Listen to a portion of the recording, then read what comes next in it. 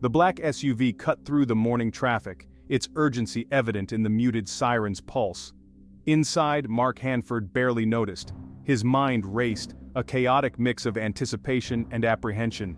He clutched the briefcase tighter, its weight a tangible reminder of the revolutionary technology it held. Reaching the Pentagon, the sheer scale of the building was a stark reminder of the power it housed. Hanford had been summoned, commanded to appear before the Joint Intelligence Committee for Advanced Defense Technology. A group so secretive, so powerful, most people in Washington only whispered its acronym, JICADT. The invitation, delivered by a humorless man in a nondescript suit, had been specific. Be at the Pentagon, 8 a.m. sharp, bring the device. He knew the risks, the potential for his life's work to be buried under layers of bureaucracy or worse, appropriated for agendas he couldn't begin to fathom. Yet, a flicker of hope remained. Hope that someone, somewhere in this labyrinth of power, understood the magnitude of what he'd accomplished. The hope that his invention, born from years of dedicated research, might actually change the world. The SUV screeched to a halt. Two armed guards approached, their expressions unreadable. Hanford took a deep breath, steeling himself. This was it, the moment of truth. As they ushered him out, the weight of the unknown pressed down on him.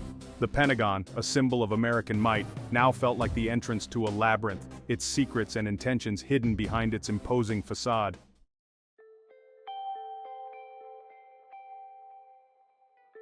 Mark Hanford wasn't a military man, nor a career scientist bound to government labs. He was a pioneer, driven by a relentless curiosity that had led him down the rabbit hole of quantum physics. His company, Qubit Tech, was a testament to that journey. A small, agile team pushing the boundaries of what was considered possible. Years of tireless research had culminated in a breakthrough that defied conventional physics.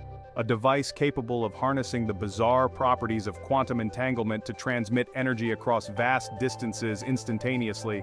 No wires, no radiation, no detectable trace, just pure, clean energy, plucked from the infinite potential of the quantum realm. It was this invention, codenamed SPET, Subspace Plasma Energy Transfer Device, that had attracted the attention of the Pentagon.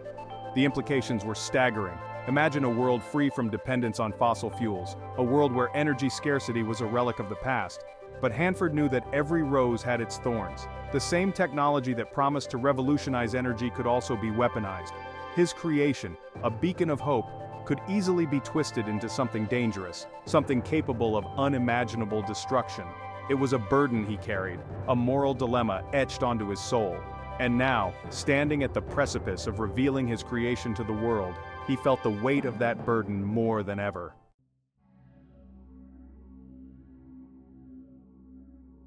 The Pentagon swallowed him whole. Endless corridors, their sterile white walls echoing with the unspoken weight of power. Each checkpoint brought him closer to the heart of the beast, the tension ratcheting up with every barked order and scrutinizing glance. The guards, their faces stoic masks, guided him through a labyrinth of security measures. Fingerprint scans, retinal scans, even a DNA swab. Each layer peeled back another layer of Hanford's privacy, leaving him feeling exposed and vulnerable. Yet, he understood, the stakes were too high for anything less. He was carrying more than just a device. He was carrying the future. Finally, after what felt like an eternity, they arrived at their destination, a nondescript door guarded by two men in black suits. The air crackled with silent anticipation. This was it, the belly of the beast, the room where his fate, and perhaps the fate of the world, would be decided. He took a deep breath, adjusting his grip on the briefcase. The guards exchanged a look, a silent signal passing between them. The door swung open, and Mark Hanford stepped into the unknown.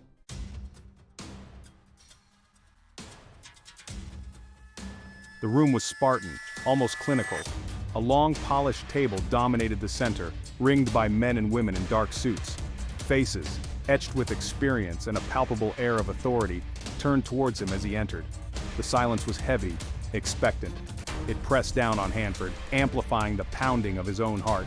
He recognized some of them from newsreels and intelligence reports. Generals, admirals, intelligence directors, the architects of American power. These were not people accustomed to waiting. These were people who commanded, who expected results. And at that moment, he was the one under their microscope. Dr. Hanford, we appreciate you joining us. No pleasantries, no small talk. They were all business. Hanford placed his briefcase on the table, the metallic click echoing in the silence. He felt a bead of sweat trickle down his temple. He knew what they wanted. They wanted proof. They wanted to see his invention, to understand its power. And he was about to show them something that would challenge everything they thought they knew about the world.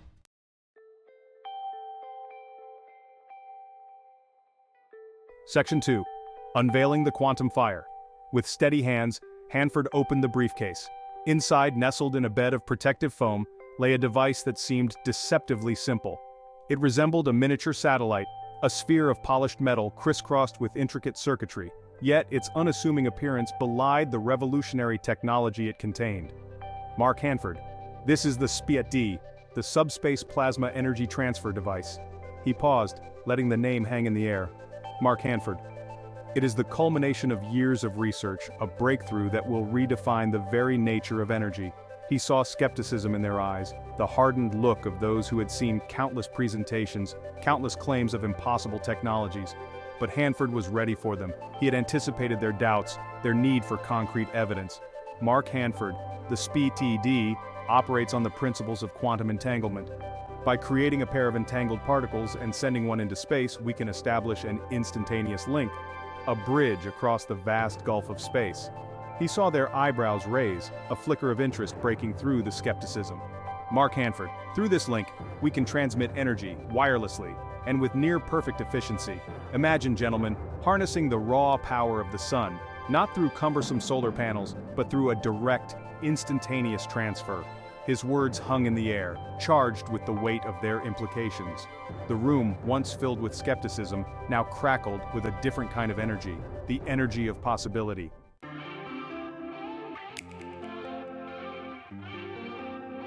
Section 3. The SPETD Explained. Hanford went on, explaining the intricacies of the SPETD with a clarity honed from countless hours of research and development.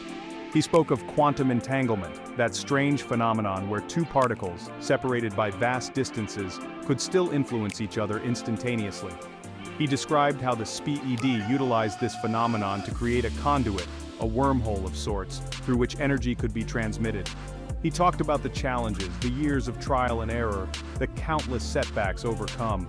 He could see the wheels turning in their minds, the gears of military strategy and geopolitical maneuvering already whirring into motion. How much energy are we talking about, Dr. Hanford? Can this device power a city, a country, a continent? Hanford took a deep breath. Mark Hanford, the potential is limitless. The sun produces more energy in 1 second than humanity has consumed in its entire existence. The SPETD merely provides the key to unlock that limitless potential. The implications were staggering. A world free from energy dependence, a world where the balance of power could shift overnight. He could see the realization dawning on their faces. This wasn't just about new technology, this was about changing the world.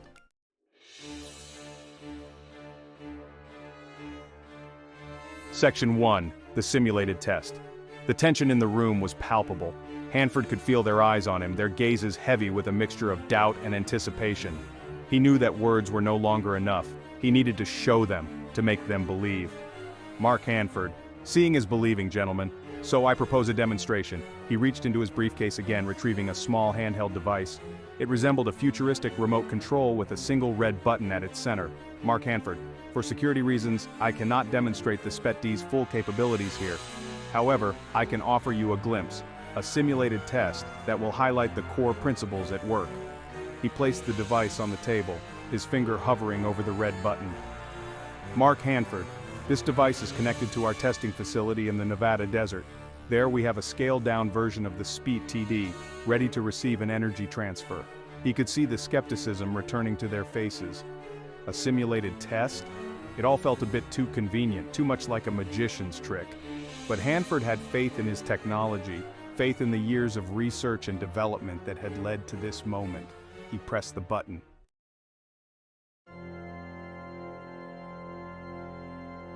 Section 2. Launching into the unknown.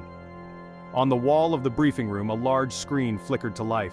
It displayed a live feed from the Nevada desert, a desolate landscape bathed in the harsh glare of the midday sun. In the center of the screen stood a small, nondescript building, its white walls reflecting the intense heat. "This is our testing facility," Hanford explained, his voice barely a whisper in the hushed room. "And inside that building..." He paused, building the suspense. Inside that building lies the future. On the screen, a section of the building's roof slid open, revealing a small metallic sphere. It was a scaled-down replica of the SPETD he had shown them, glinting under the desert sun. This replica is designed to receive a focused burst of energy, Hanford continued, his eyes fixed on the screen. Enough to power a small city for a full day. He could sense their disbelief, their struggle to reconcile the audacity of his claims with the seemingly mundane object on the screen. He took a deep breath, his finger hovering over the button once more. This was the moment of truth. The moment where skepticism would either give way to astonishment or harden into outright dismissal. He looked around the room, meeting the gazes of the men and women who held the fate of his invention in their hands. "Please stand by," he instructed, his voice betraying a hint of nervous excitement. He pressed the button.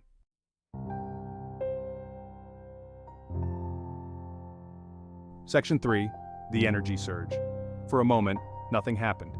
The silence in the room stretched, taut with anticipation. Then on the screen, a brilliant flash of light erupted from the miniature SPETD. It was like a miniature sun had ignited, bathing the desert landscape in an ethereal glow. The JICADT members, caught off guard, gasped. Some instinctively shielded their eyes from the unexpected brightness. The silence shattered as a wave of murmurs and exclamations rippled through the room. What the hell was that? Hanford, his heart pounding in his chest, watched their reactions closely. He could see the skepticism melting away, replaced by a growing sense of wonder and perhaps a touch of fear.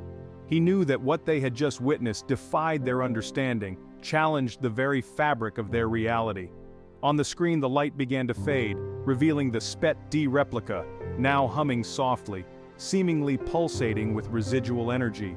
The desert air shimmered around it, distorted by the intense heat that still lingered.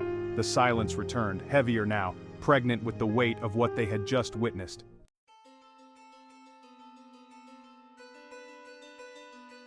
Section 4, a collective gasp. Hanford let the silence hang in the air, allowing the enormity of the demonstration to sink in. He knew that words were superfluous at this point. The evidence, however unbelievable, was right there before their eyes. Finally, the man at the head of the table, his face pale but his eyes alight with a mixture of amazement and apprehension, broke the silence.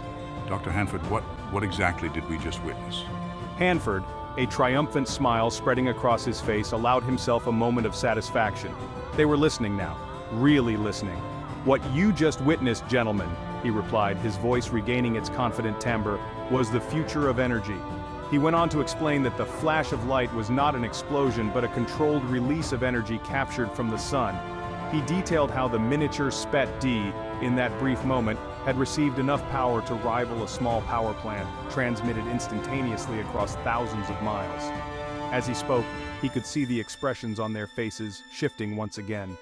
The initial shock was giving way to comprehension, and with it, a dawning realization of the sheer magnitude of what this technology represented.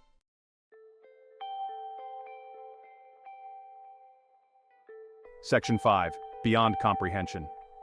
The room was alive now, buzzing with a nervous energy that crackled in the air. The JICADT members, their initial skepticism replaced by a heady mix of astonishment and apprehension, peppered Hanford with questions, their voices overlapping in their eagerness to understand. How far can this energy be transmitted? Can it be weaponized? What are the potential applications beyond energy? Hanford, calmly and methodically, addressed each query, his explanations painting a picture of a world on the cusp of a technological revolution. He spoke of limitless clean energy, of breaking free from the shackles of fossil fuels, of a future where energy scarcity was a distant memory. But he also acknowledged the potential dangers, the possibility of his invention being used for destructive purposes. He emphasized the need for caution, for responsible development and deployment of this powerful new technology. As the briefing continued, Hanford could sense a palpable shift in the atmosphere. The room, once heavy with skepticism, was now charged with a different kind of energy, the energy of possibility, of a future both exhilarating and terrifying in its implications. And he, Mark Hanford, the man who had unlocked the secrets of quantum fire, was at the center of it all.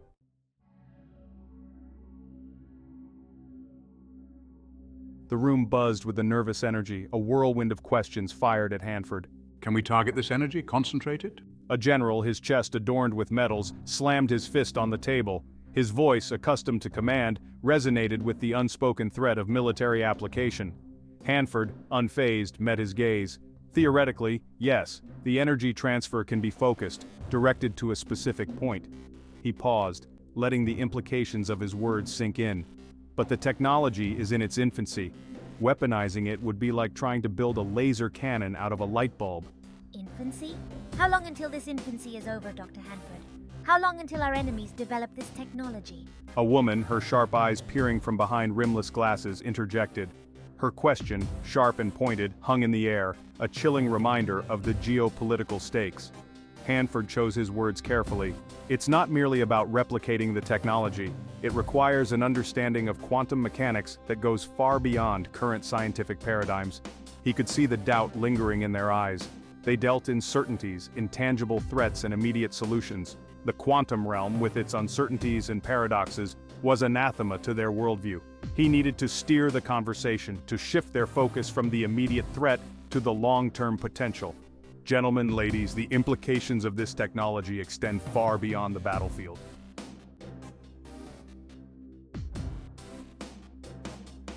While the potential for weaponization exists, Hanford continued, choosing his words carefully, it is not the most immediate concern. He understood their anxieties, the instinct to categorize every new technology as either a sword or a shield. Imagine a world free from dependence on fossil fuels, a world where energy scarcity is a relic of the past.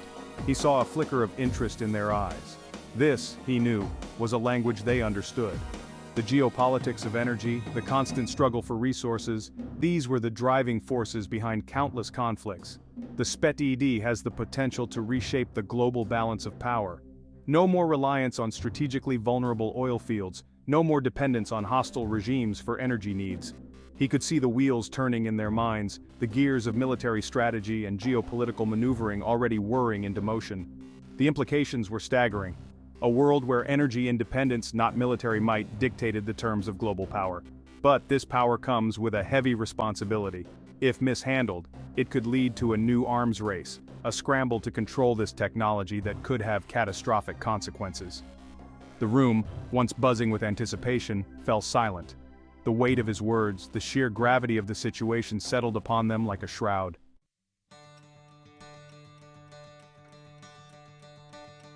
This technology has the potential to be a great equalizer, Hanford continued, his voice softer now, almost pleading. Imagine a world where developing nations, no longer held hostage by their lack of energy resources, could finally realize their full potential. He painted a picture of a future where clean, limitless energy fueled economic growth, where poverty and deprivation were replaced by opportunity and prosperity. He spoke of a world where the constant threat of climate change was mitigated, replaced by a renewed focus on sustainability and environmental stewardship. He could see skepticism battling with hope in their eyes.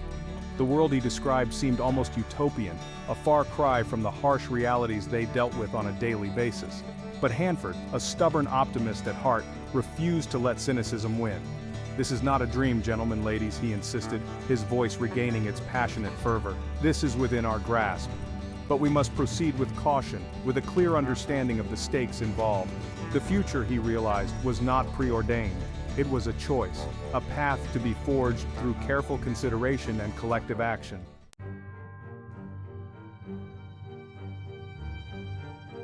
A heavy silence descended upon the room, the weight of the revelation settling upon them.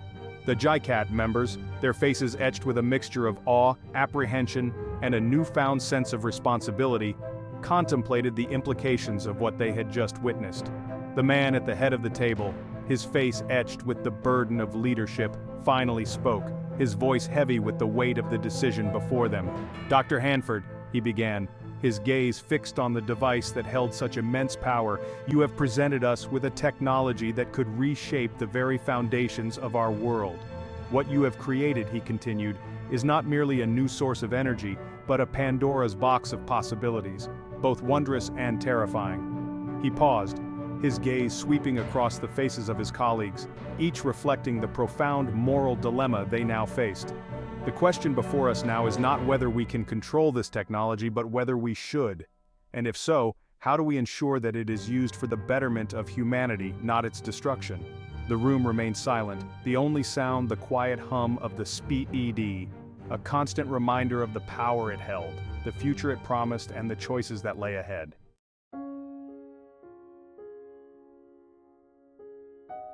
The silence in the room was deafening. It wasn't the silence of disbelief anymore, but a silence of contemplation, of grappling with the sheer magnitude of what Hanford had presented. The JICADT members, their faces etched with a mixture of awe and apprehension, seemed to age before his eyes, the weight of the world settling upon their shoulders. The man at the head of the table, his gaze fixed on the unassuming device that held such unimaginable power, spoke first. Dr. Hanford, you have brought us something that could reshape the very fabric of human existence.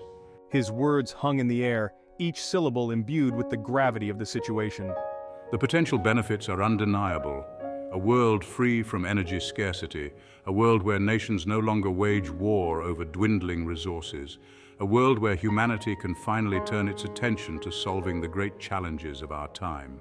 But his next words were tinged with a note of caution, a sobering reminder of the double-edged nature of any transformative technology. However, we must also acknowledge the potential consequences, the unforeseen ripples that this discovery could unleash upon the world.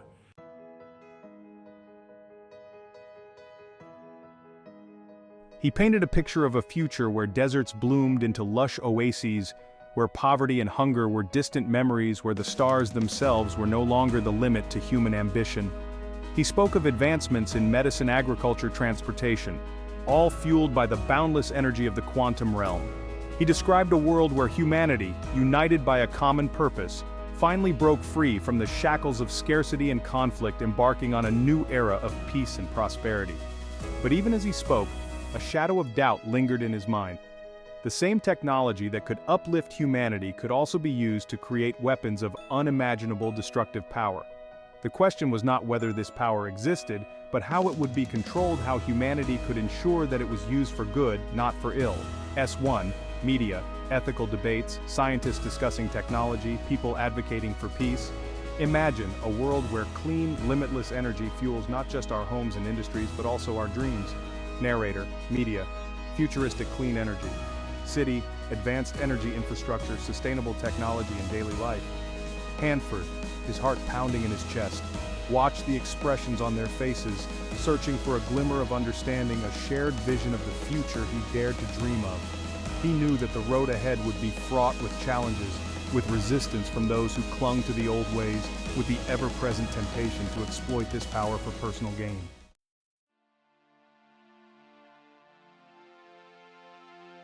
The choices we make today, Hanford continued, his voice regaining its strength, fueled by the conviction of his beliefs, will determine the course of human history for generations to come.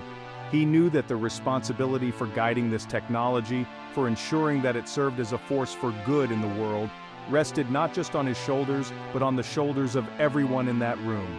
He challenged them to think beyond the immediate concerns of national security and global politics, to embrace a wider perspective, one that encompassed the future of humanity as a whole.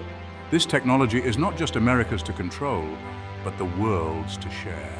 He envisioned a future where international cooperation, not competition, guided the development and deployment of this technology, where the benefits of clean, limitless energy were shared equitably among all nations, regardless of their size or political influence. He knew that this was a lofty goal, perhaps even a naive one, but he refused to believe that it was impossible. The stakes were too high, the potential rewards too great to succumb to cynicism or despair. The fate of the world, he realized, rested not on weapons or armies, but on the choices made by those with the vision and the courage to embrace a future defined not by conflict, but by cooperation and progress.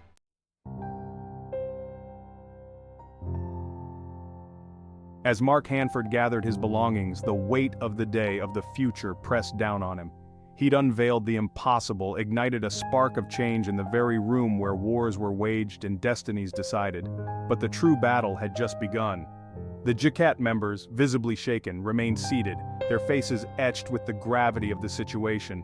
They had seen the future, glimpsed a world on the cusp of a transformation unlike any other. The decision of what to do next, how to manage this power, weighed heavily on them. Hanford, stepping out of the Pentagon, felt the warmth of the rising sun on his face. It was a new day, a dawn filled with both promise and uncertainty. The world, forever changed by the knowledge he had unleashed, teetered on the edge of a precipice. Would they stumble and fall, consumed by the very power they sought to control? Or would they rise to the challenge, harnessing the quantum fire to forge a brighter future for all humankind? The answer, Hanford knew, lay not in the technology itself, but in the choices that lay before them. The future, once a distant dream, was now in their hands.